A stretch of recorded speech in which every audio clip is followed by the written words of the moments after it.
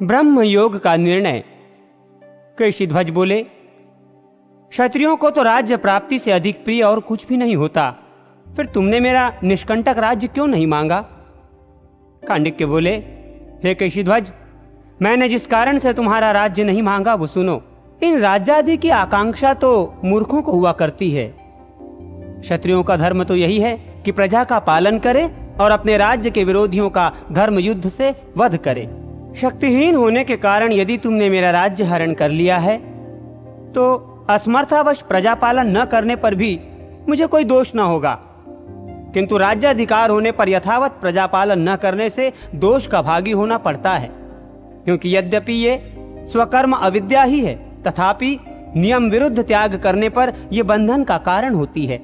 ये राज्य की चाह मुझे तो जन्मांतर के कर्मों द्वारा प्राप्त सुख भोग के लिए होती है, और वही मंत्री आदि अन्य जनों को राग एवं लोभ आदि दोषों से उत्पन्न होती है, केवल धर्मानुरोध से नहीं। उत्तम क्षत्रियों का राजादि की याचना करना धर्म नहीं है, ये महात्माओं का मत है। इसलिए मैंने अविद्या पालनादि कर्म के अंतर्गत तुम्हारा राज्य नहीं मांगा। जो लोग अहंकार रूपी मदिरा का पान करके उन्मत्त हो रहे हैं तथा जिनका चित्त ममताग्रस्त हो रहा है, वे मूढ़ जन ही राज्य की अभिलाषा करते हैं। मेरे जैसे लोग राज्य की इच्छा नहीं करते। श्री पराशर जी बोले, तब राजा केशीध्वज ने प्रसन्न होकर खांडिक्य जनक को साधुवाद दिया और प्रीति पूर्वक कहा, मेरा वचन सुनो। मैं अविद्या द्वारा मृत्यु को पार करने की इच्छा से ही राज्य तथा विविध यज्ञों का अनुष्ठान करता हूँ और नाना भोगों द्वारा अपने पुण्यों का क्षय कर रहा हूँ। हे कुलनंदन, बड़े सौभाग्य की बात है कि तुम्हारा मन विवेक संपन्न हुआ है, अतः तुम अविद्या का स्वरूप सुनो। संसार वृक्ष की बीज भूता यह अविद्या दो प्रकार की है। अनात्मा में आत्मबुद्धि और जो अपना नहीं है उसे अपना मानना। ये कुमति जीव मोह रूपी अंधकार से आवृत होकर इस पंच भूतात्मक देह में मैं और मेरापन का भाव करता है, जबकि आत्मा आकाश, वायु, अग्नि, जल और पृथ्वी आदि से सर्वथा पृथक है। तो कौन बुद्धिमान व्यक्ति शरीर में आत्मबुद्धि करेगा? और आत्मा के देह से परे होने पर भी देह के उपभोग ग्रह क्षेत्र आदि को कौन प्राज्ञ पुरुष अपना मान सकता है? इस प्रकार इस शरीर के अनात्मा होने से इससे उत्पन्न हुए पुत्र पौत्र आदि में भी कौन विद्वान अपनापन करेगा? मनुष्य सारे कर्म देह के ही उपभोग के लिए करता है, किंतु जबकि ये देह अपने से पृथक है तो वे कर्म केवल बंधन देहोत्पत्ति के ही कारण होते हैं। जिस प्रकार मिट्टी के घर को जल और मिट्टी से लीपते पोतते हैं, उसी प्रकार ये पार्थिव शरीर भी मृतिका, मृण्मय अन्न और जल की सहायता से ही स्थिर रहता है। यदि ये पंचभूतात्मक शरीर पांच भौतिक पदार्थों से पुष्ट होता है तो इसमें पुरुष ने क्या भोग किया? ये जीव अनेक सहस्र जन्मों तक सांसारिक भोगों में पड़े रहने से उन्हीं की वासना रूपी धूलि से ही आच्छादित हो जाने के कारण केवल मोह रूपी श्रम को ही प्राप्त होता है।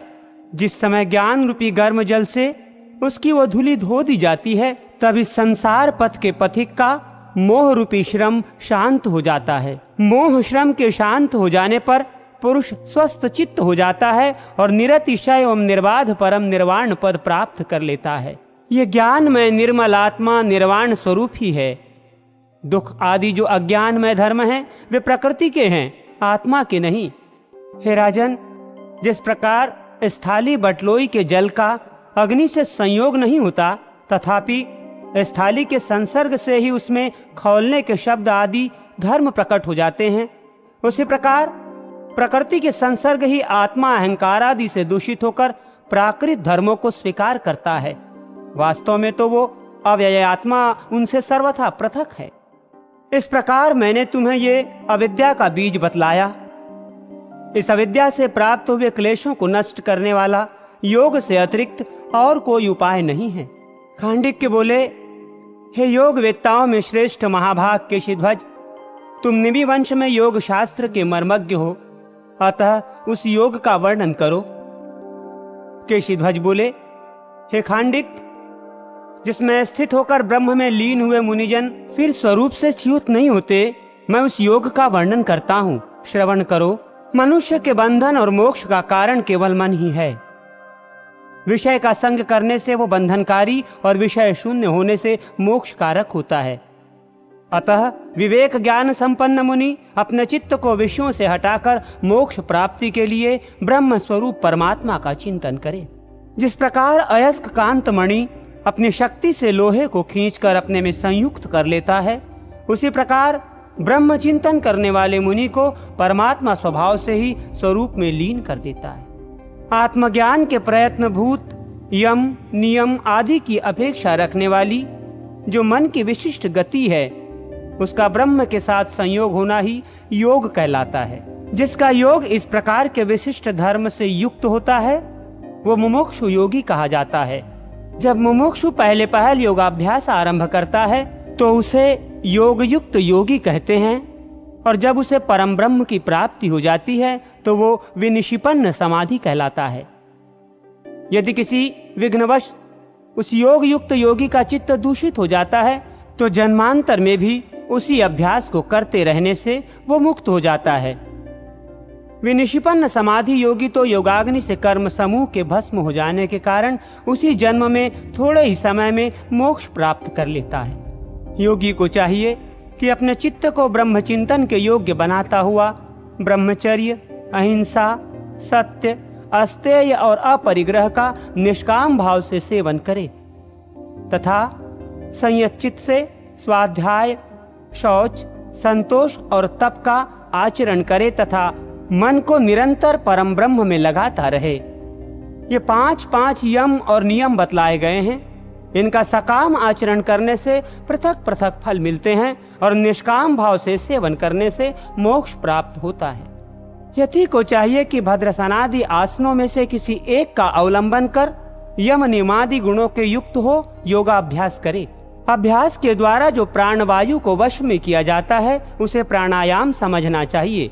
वो सबीज ध्यान तथा मंत्र पाठ आदि आलंबन युक्त और निर्बीज निरालंब भेद से 2 प्रकार का है। सद्रूप के उपदेश से जब योगी प्राण और अपान वायु द्वारा एक दूसरे का निरोध करता है तो क्रमशः रेचक और पूरक नामक 2 प्राणायाम होते हैं, और इन दोनों का एक ही समय संयम करने से कुंभक नामक तीसरा प्राणायाम होता है। हे द्विजोत्तम, जब योगी सबीज प्राणायाम का अभ्यास करना आरंभ करता है तो उसका अवलंबन भगवान अनंत का हिरण्यगर्भ से आदि स्थूल रूप होता है। तदनंतर वो प्रत्याहार का अभ्यास करते हुए शब्दादि विषयों में अनुरुक्त हुई अपनी इंद्रियों को रोककर अपने चित्त की अनुगामिनी बनाता है। ऐसा करने से अत्यंत चंचल इंद्रियां उसके वशीभूत हो जाती हैं। इंद्रियों को वश में किए बिना कोई योगी योग साधन नहीं कर सकता। इस प्रकार प्राणायाम से वायु और प्रत्याहार से इंद्रियों को वशीभूत करके चित्त को उसके शुभ आश्रय से स्थित करें। खांडिक्य बोले, हे महाभाग, ये बतलाइए कि जिसका आश्रय करने से चित्त के संपूर्ण दोष नष्ट हो जाते हैं, वह चित्त का शुभाश्रय क्या है? केशिध्वज बोले, हे राजन, चित्त का आश्रय ब्रह्म है, जो कि मूर्त और अमूर्त अथवा अपर और पर रूप से स्वभाव से ही 2 प्रकार का है। हे भूप, इस जगत में ब्रह्म, कर्म और उभयात्मक नाम से 3 प्रकार की भावनाएं हैं। इनमें पहली कर्म भावना, दूसरी ब्रह्म भावना और तीसरी उभयात्मिकता भावना कहलाती है। इस प्रकार ये त्रिविध भावनाएं हैं। सनकादि मुनिजन ब्रह्म भावना से युक्त हैं और देवताओं से लेकर स्थावर जंगम पर्यंत समस्त प्राणी कर्म भावना युक्त हैं तथा स्वरूप विषयक बोध और स्वर्गादि विषयक अधिकार से युक्त हिरण्यगर्भादि में ब्रह्म कर्ममयी उभयात्मिकता भावना है। हे राजन, जब तक विशेष ज्ञान के हेतु कर्म क्षीण नहीं होते, तभी तक अहंकारादि भेद के कारण भिन्न दृष्टि रखने वाले मनुष्यों को ब्रह्म और जगत की भिन्नता प्रतीत होती है। जिसमें संपूर्ण भेद शांत हो जाते हैं, जो सत्ता मात्र और वाणी का अविषय है तथा स्वयं ही अनुभव करने योग्य है, वही ब्रह्म ज्ञान कहलाता है। वही परमात्मा विष्णु का अरूप नामक परम रूप है, जो उनके विश्व रूप से विलक्षण है। हे राजन, योगाभ्यासी जन पहले पहल उस रूप का चिंतन नहीं करते, इसलिए उन्हें श्रीहरि के विश्वमय स्थूल रूप का ही चिंतन करना चाहिए। हिरण्यगर्भ भगवान वासुदेव प्रजापति, मरुत, वसु, रुद्र, सूर्य, तारे, ग्रहगण, गंधर्व, यक्ष और दैत्य आदि समस्त देवयोनियां तथा मनुष्य, पशु, पर्वत, समुद्र, नदी, वृक्ष, संपूर्ण भूत एवं प्रधान से लेकर विशेष पंच तन्मात्रा पर्यंत उनके कारण तथा चेतन, अचेतन, एक, दो अथवा अनेक चरणों वाले प्राणी और बिना चरणों वाले जीव, ये सब भगवान हरि के भावनात्रात्मक मूर्त रूप हैं। ये संपूर्ण चराचर जगत परम ब्रह्म स्वरूप भगवान विष्णु का उनकी शक्ति से संपन्न विश्व नामक रूप है। विष्णु शक्ति परा है, क्षेत्रज्ञ नामक शक्ति अपरा है और कर्म नाम की तीसरी शक्ति अविद्या कहलाती है। राजन, इस अविद्या शक्ति से आवृत होकर वो सर्वगामिनी क्षेत्रज्ञ शक्ति सब प्रकार के अति विस्तृत सांसारिक कष्ट भोगा करती है। हे भूपाल, अविद्या शक्ति से तिरोहित रहने के कारण ही क्षेत्रज्ञ शक्ति संपूर्ण प्राणियों में तारतम्य से दिखलाई देती है। वो सबसे जड़ पदार्थों में है, उनसे अधिक वृक्ष पर्वतादि स्थावरों में, स्थावरों से अधिक सरीसृपादि में और उनसे अधिक पक्षियों में है। पक्षियों से मृगों में और मृगों से पशुओं में वो शक्ति अधिक है तथा पशुओं की अपेक्षा मनुष्य भगवान की उस क्षेत्रज्ञ शक्ति से अधिक प्रभावित है। मनुष्यों से नाग, गंधर्व और यक्ष आदि समस्त देवगणों में, देवताओं से इंद्र में, इंद्र से प्रजापति में और प्रजापति से हिरण्यगर्भ में उस शक्ति का विशेष प्रकाश है। राजन, ये संपूर्ण रूप उस परमेश्वर के ही शरीर हैं, क्योंकि ये सब आकाश के समान उनकी शक्ति से व्याप्त हैं। हे महामते, विष्णु नामक ब्रह्म का दूसरा अमूर्त आकारहीन रूप है, जिसका योगी जन ध्यान करते हैं और जिसे बुद्धजन सत कहकर पुकारते हैं। हे नृप, जिसमें कि ये संपूर्ण शक्तियां प्रतिष्ठित हैं, वही भगवान का विश्व रूप से विलक्षण द्वितीय रूप है। हे नरेश, भगवान का वही रूप अपने लीला से देव, तिर्यक और मनुष्यादि की चेष्टाओं से युक्त सर्वशक्तिमय रूप धारण करता है।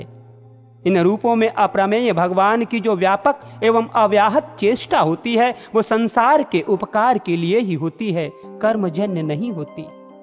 हे राजन, योगाभ्यासी को आत्मशुद्धि के लिए भगवान व विश्व रूप के उस सर्व पापनाशक रूप का ही चिंतन करना चाहिए।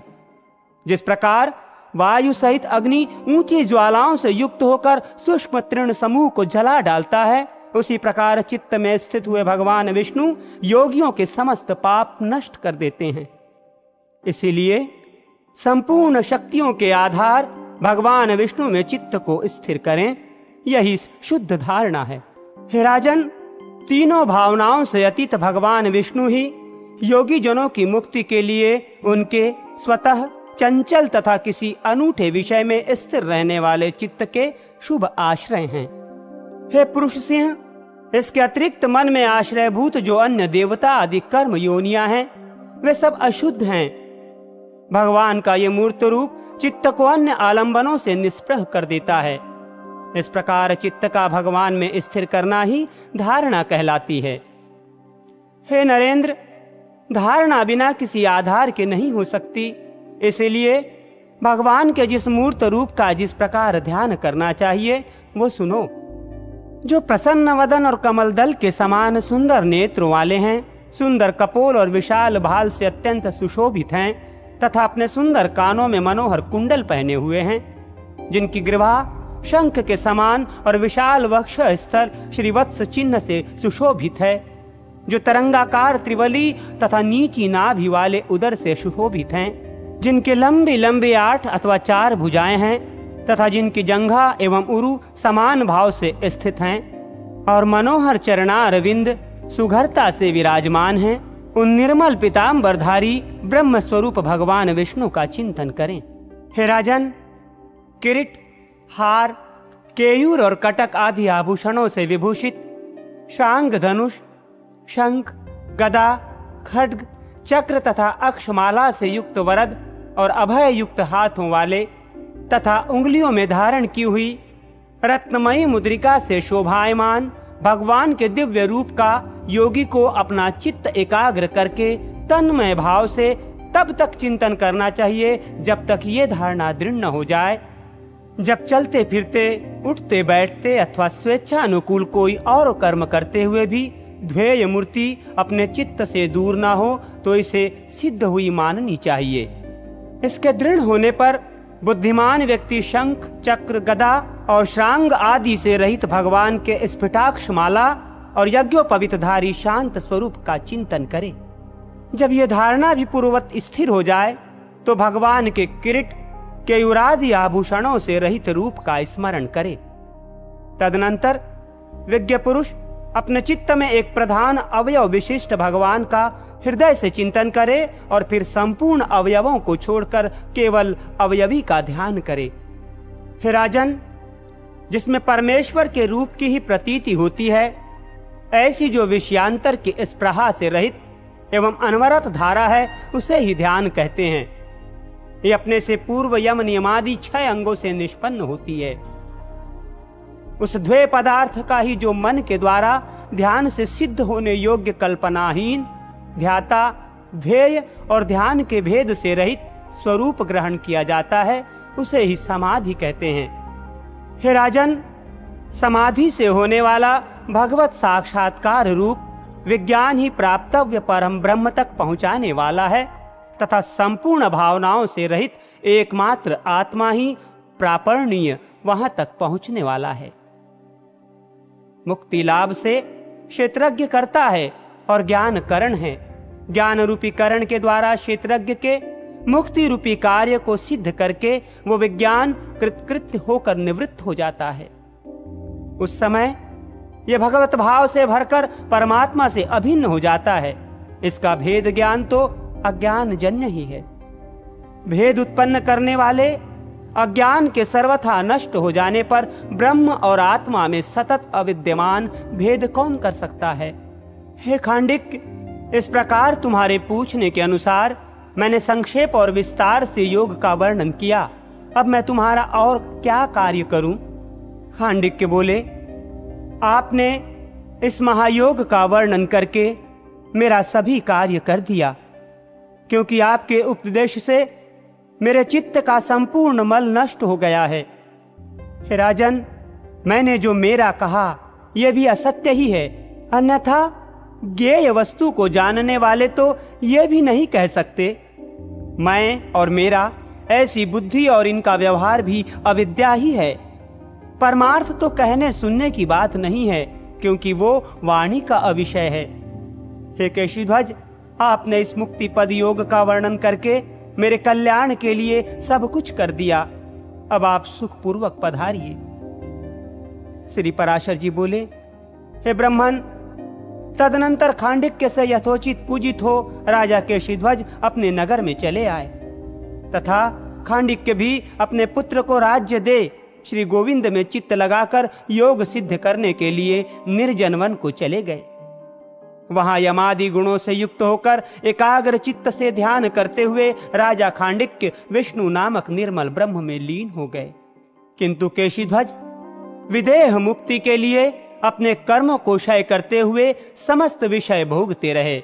उन्होंने फल की इच्छा न करके अनेकों शुभ कर्म किए। हे द्विज, इस प्रकार अनेकों कल्याणप्रद भोगों को भोगते हुए उन्होंने पाप और मल प्रारब्ध कर्म का क्षय हो जाने पर तापत्रय को दूर करने वाली आत्यंतिक सिद्धि प्राप्त कर ली।